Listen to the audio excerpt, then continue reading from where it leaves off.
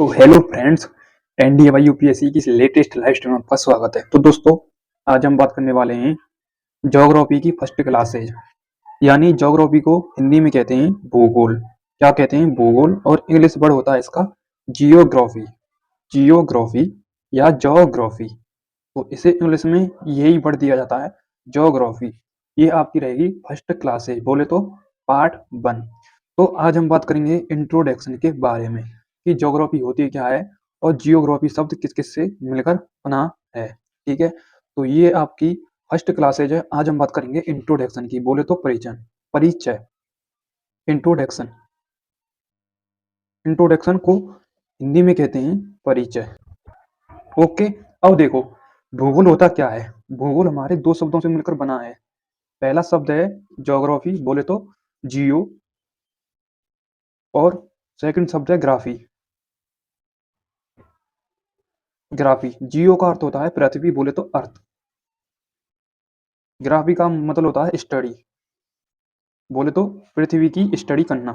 ये होता है पृथ्वी, और स्टडी यानी अध्ययन करना। अध्ययन करना अर्थात पृथ्वी का अध्ययन करना। ज्योग्राफी, ज्योग्राफी शब्द दो शब्दों से मिलकर बना होता है, जियो प्लस ग्राफी। जियो का अर्थ होता है अर्थ, और ग्राफी का अर्थ होता है स्टडी। अर्थ को हिंदी में कहते हैं पृथ्वी, और स्टडी को हिंदी में कहते हैं अध्ययन करना। किसके बारे में अध्ययन करना? पृथ्वी का अध्ययन करना। अब देखो, सबसे पहले इस ज्योग्राफी शब्द का अध्ययन किन्होंने किया, किन लोगों ने किया था? तो ज्योग्राफी शब्द का सर्वप्रथम अध्ययन यूनानी लोगों ने किया था। किसने? यूनानी लोगों ने।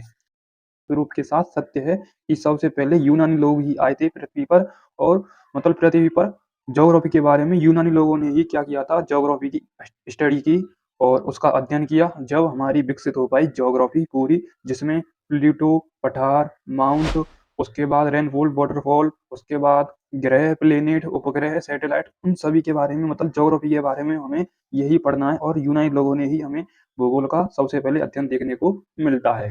तो ये हो गया आपका सिंपल सा प्रोसेस। अब आता है सेकंड पॉइंट कि ज्योग्राफी शब्द किस किस से मतलब मिलकर बना होता है। वो हो गया ज्योग्राफी, जियो प्लस ग्राफी। अब आता है इसका जनक होता क्या है, इसका जनक कौन सा है, और इसकी खोज किसने की थी। ठीक है, और ज्योग्राफी शब्द की खोज किसने की थी। तो सबसे पहले आता है भूगोल का जनक। तो भूगोल का जनक होता है एक्केटियस। ओके, भूगोल का जनक क्या होता है? एक्केटियस। जिनकी पुस्तक का नाम क्या था? बोले तो बुक, इनकी बुक का नाम था जस पीरियोडस। जस पीरियोडस। पीरियोडस। ठीक है, इनकी ये पुस्तक है जस पीरियोडस। बहुत ही इंपॉर्टेंट है अपने आप में ये कॉन्सेप्ट। ठीक है, यानी ज्योग्राफी यानी भूगोल का जनक किसे माना जाता है? एक्केटियस को। इनकी पुस्तक जस पीरियोडस थी। उसके बाद में व्यवस्थित यदि माना जाए, व्यवस्थित ही में माना जाए, तो भूगोल का जनक होता क्या है? तो व्यवस्थित भूगोल का जनक माना जाता है एरेटोस्थनीज को।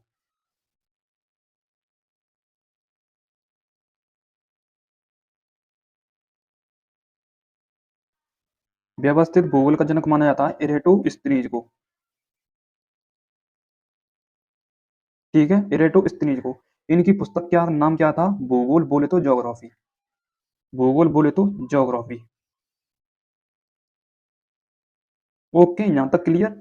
यहाँ तक क्लियर? आई होप आपको ये कॉन्सेप्ट पूरा क्लियर होगा। अब मैं चलता हूँ यहाँ से आगे कि एरेटोस्थनीज ने पूरे भूगोल के कॉन्सेप्ट को फिजिक्स में कैसे जोड़ा।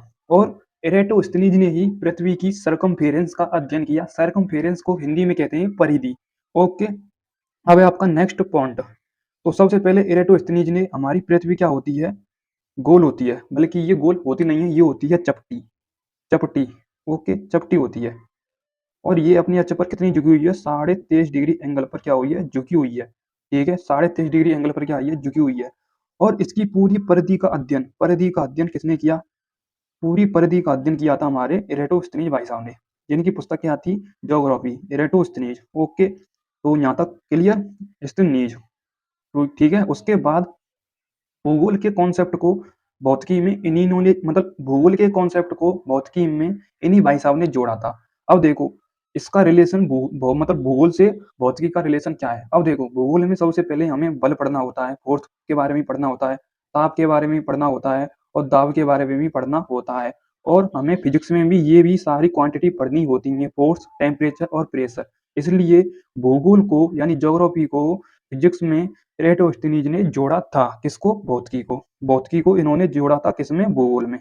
भौतिकी को भूगोल में किसने जोड़ा था? एराटोस्थेनीज ने। एराटोस्थेनीज ने। ओके, स्थनीज ने। यहाँ तक क्लियर? अब देखो, अब आता है आपका अगला कॉन्सेप्ट। अब देखो, यानी ये तो हो गया इसका जनक। भूगोल का जनक क्या है? एकेटीएस, जिनकी पुस्तक जस्ट पीरियड्स। और व्यवस्थित में भूगोल का जनक माना जाए तो एराटोस्थेनीज। और ये भूगोल की इनकी क्या थी? पुस्तक थी। और एकेटीएस की पुस्तक जस्ट पीरियड्स। उसके बाद एराटोस्थेनीज ने पूरी पृथ्वी की सरकमफेरेंस का अध्ययन किया। बोले तो परिधि का क्या किया? अध्ययन किया। परिधि का क्या किया था? अध्ययन किया था। ठीक है, किसने? एराटोस्थेनीज ने। और पृथ्वी एक चपटी है, इसकी आकृति जो 33 डिग्री एंगल पर झुकी हुई है। उसके बाद एराटोस्थेनीज भाई साहब ने भूगोल के कॉन्सेप्ट को भौतिकी में जोड़ा। भौतिकी में देखो, बल, ताप और दाब स्टडी करने को मिलते हैं। उसके बाद यानी फिजिक्स में भी ये सारी क्वांटिटी आपको पढ़नी मिलती हैं। तो दोनों का रिलेशन मतलब सेम है, इसलिए भूगोल के कॉन्सेप्ट को भौतिकी में एराटोस्थेनीज भाई साहब ने जोड़ा था। ठीक है, फिजिक्स में जोड़ा था। ठीक है, यहाँ तक क्लियर? उसके बाद भौतिकी को किसने जोड़ा? भौतिकी को भूगोल में किसने जोड़ा? ये आपकी लैंग्वेज एराटोस्थेनीज ने। ठीक है, भौतिकी को भूगोल में एराटोस्थेनीज भाई साहब ने जोड़ा था। ठीक है, एराटोस्थेनीज ने जोड़ा। उसके बाद आता है आपका, यदि हम माने कि प्रेजेंट में भूगोल का जनक कौन है? प्रेजेंट में बात करें तो प्रेजेंट में बोले तो वर्तमान में भूगोल का जनक है। वर्तमान में भूगोल का जनक है Alexander bone Humboldt. Alexander bone Humboldt बहुत ही इंपॉर्टेंट और अटपटे नाम है, अलेक्जेंडर बोन हम्बोल्ट। ठीक है, यहाँ तक क्लियर? अलेक्जेंडर बोन हम्बोल्ट ये है प्रेजेंट में भूगोल के जनक, या वर्तमान में भूगोल के जनक। वर्तमान में भूगोल के जनक, भूगोल के जनक। ठीक है, वर्तमान में भूगोल के जनक पूछे तो अलेक्जेंडर बोन हम्बोल्ट, और वैसे पूछे तो एकेटीएस। ठीक है, जिनकी पुस्तक जस्ट पीरियड्स। उसके बाद आता है आपका नेक्स्ट पॉइंट। नेक्स्ट पॉइंट क्या कहता है? तो नेक्स्ट पॉइंट क्या कहता है? चलते हैं नेक्स्ट पॉइंट की तरफ। उसके बाद आता है कि ये है आपकी क्या? पृथ्वी। पृथ्वी इस प्रकार से है, कुछ इस प्रकार से चपटी, जो 33 डिग्री के एंगल पर झुकी हुई है। उसके बाद आता है कि पृथ्वी का अध्ययन किसने किया था? पृथ्वी का बोले तो ग्लोब का निर्माता कौन है? तो ग्लोब का निर्माता है आपका मार्टिन बेयम। ग्लोब के निर्माता कौन है? मार्टिन बेयम।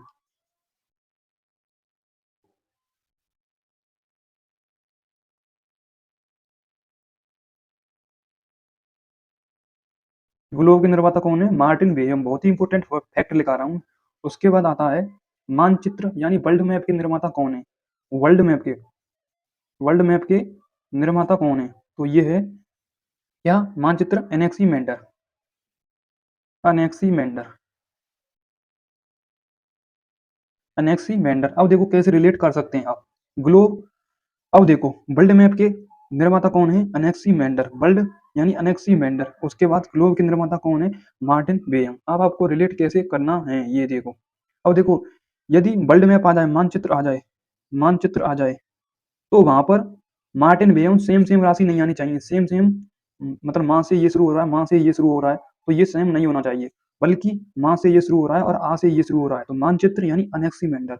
और ये भी डिफरेंट है पहला अक्षर, और ये भी डिफरेंट है, यानी डिफरेंट डिफरेंट पहला अक्षर होना चाहिए। तो आप रिलेट कर सकते हैं ग्लोब के निर्माता मार्टिन बेयम और मानचित्र के निर्माता अनेक्सीमेंडर। ठीक है, इन्होंने पूरा वर्ल्ड मैप के बारे में बताया था, और इन्हीं को वर्ल्ड मैप का श्रेय दिया जाता है, यानी निर्माता हैं ये वर्ल्ड मैप के, इसलिए इनका नाम है अनेक्सीमेंडर। और ग्लोब के निर्माता कौन है? मार्टिन बेयम। ये हो गया आपका पूरा ज्योग्राफी का अध्ययन। उसके बाद एक और पॉइंट आता है। एक और पॉइंट क्या है आपका कि भौगोलिक विश्वकोश की रचना किसने की थी? भौगोलिक,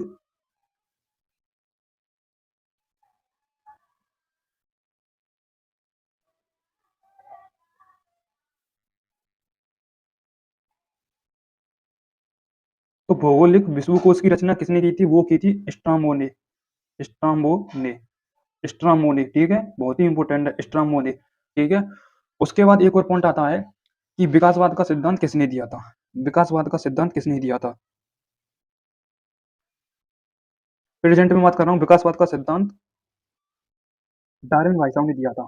किसने? डार्विन ने। डार्विन ने। ठीक है, अब देखो, एक बार मैं इसका रिवाइज शुरू से कराना चाहता हूँ, ताकि ये आपका कॉन्सेप्ट दिल, दिमाग, गुर्दे, फेफड़े में स्कैन हो जाए। तो देखो भूगोल को इंग्लिश में कहते हैं ज्योग्राफी। इंट्रोडक्शन की बात करें, ज्योग्राफी दो शब्दों से मिलकर बना होता है, जियो यानी ग्राफी। जियो को हिंदी में इंग्लिश में कहते हैं अर्थ, अर्थ को हिंदी में कहते हैं पृथ्वी। ग्राफी को कहते हैं इंग्लिश में स्टडी, स्टडी यानी अध्ययन करना, अर्थात पृथ्वी का अध्ययन करना।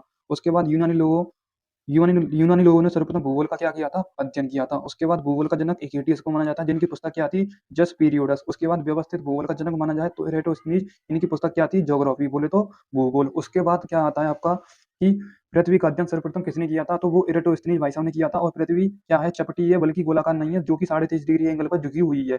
उसके बाद इन्होंने पृथ्वी का अध्ययन किया था, यानी पृथ्वी की सरकमफेरेंस का अध्ययन किया था। उसके बाद इन्होंने भौतिकी को भूगोल में जोड़ा था। किसने, इरेटोस्थनीज ने। क्यों जोड़ा था, क्योंकि भौतिकी में भी बल, ताप, दाब पढ़ने को मिलते हैं। उसके बाद भूगोल में भी फोर्स, टेम्परेचर, प्रेशर पढ़ने को मिलता है, इसलिए दोनों का रिलेशन सेम है। इसलिए इरेटोस्थनीज ने भूगोल को भौतिकी में जोड़ा, या भौतिकी को भूगोल में जोड़ा, आप कह सकते हैं। उसके बाद आता है आपका नेक्स्ट पॉइंट, प्रेजेंट में भूगोल के जनक कौन है। प्रेजेंट में भूगोल के जनक कौन है, वो है अलेक्जेंडर वन हम्बोल्ट। उसके बाद नेक्स्ट पॉइंट आता है आपका कि ग्लोब के निर्माता कौन है। ग्लोब यानी पूरी हमारी पृथ्वी है, जिसमें सारे कंट्री आते हैं, उनके निर्माता है आपके मार्टिन बेयम। उसके बाद वर्ल्ड मैप के निर्माता कौन है, वर्ल्ड मैप के निर्माता है एनेक्सीमेंडर। उसके बाद आता है आपका नेक्स्ट पॉइंट, भौगोलिक विश्वकोश की रचना किसने की थी, वो की थी स्ट्राबो ने। उसके बाद नेक्स्ट पॉइंट आता है लास्ट, विकासवाद का सिद्धांत किसने दिया था, वो दिया था डार्विन भाई साहब ने। तो यहाँ पर होता है आपका ये पूरा कॉन्सेप्ट, थ्योरी का कॉन्सेप्ट।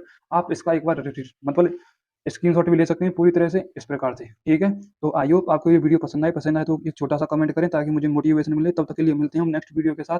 आई ओके, तब तक के लिए thank you so much, love you all, जय हिंद, जय भारत।